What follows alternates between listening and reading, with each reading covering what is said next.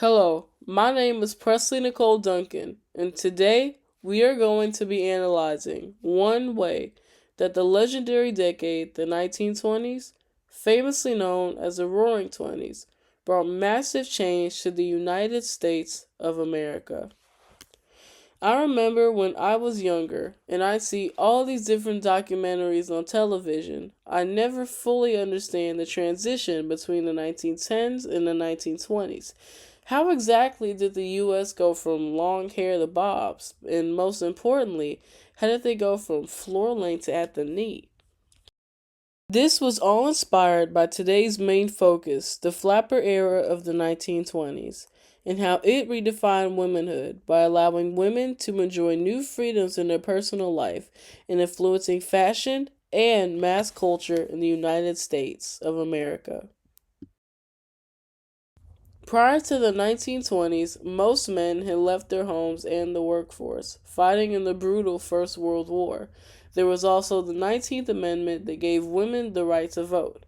This all opened up the floodgates for younger women in the United States to discover a newfound independence that women hadn't had in prior generations. They rejected prior societal norms and started working more in the workforce even after World War I and began to act and dress more scandalously. The combination of the Freedom and the Prohibition Act creating a disdain for authority sparked the dawn of the flapper, which still impacts us today. Everybody knows about one of the staples of a woman's closet, a little black dress. This idea was created by Coco de Chanel in 1926 and was inspired by the flapper due to the popular boyish look at the time, which the dress emphasizes with a sleek look that hangs off the figure rather than clings. This brought change to the United States mainly due to the color of the dress, black. The invention of this dress changed black to more of an elegant and chic color rather than a mourning color, as used prior in the 1800s and 1910s. Next, with the wild and free nature of a flapper, it's quite obvious that this would not be a person willing to be tied down by marriage.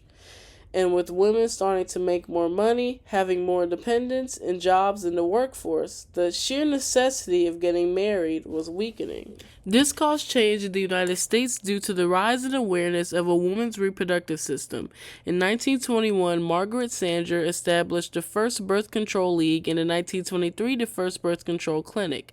This led to discoveries like the ovarian hormone progesterone and the modern-day creation of birth control pills. And that slides into the everyday behavior of a flapper. This would consist of drinking, which was illegal due to the 18th Amendment, smoking, and dancing to jazz music, with dance moves like the Charleston, which consisted of rapid swinging of hands and legs. This brought change to the United States due to the flapper challenging prior Victorian norms for women. Clothes went from high-neck collars and floor-length skirts to low necklines and short dresses with tassels, and women went from housewives into the heavy workforce.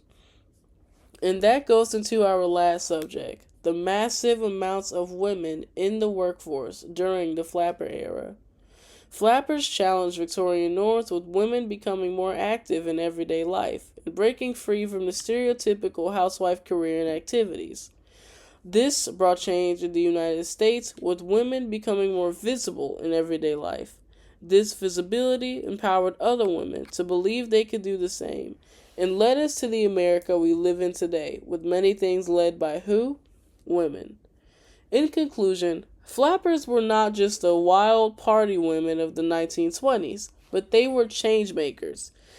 They dressed freely, carried themselves with confidence and independence, and contributed heavily to paving the way for many independent women in today's United States.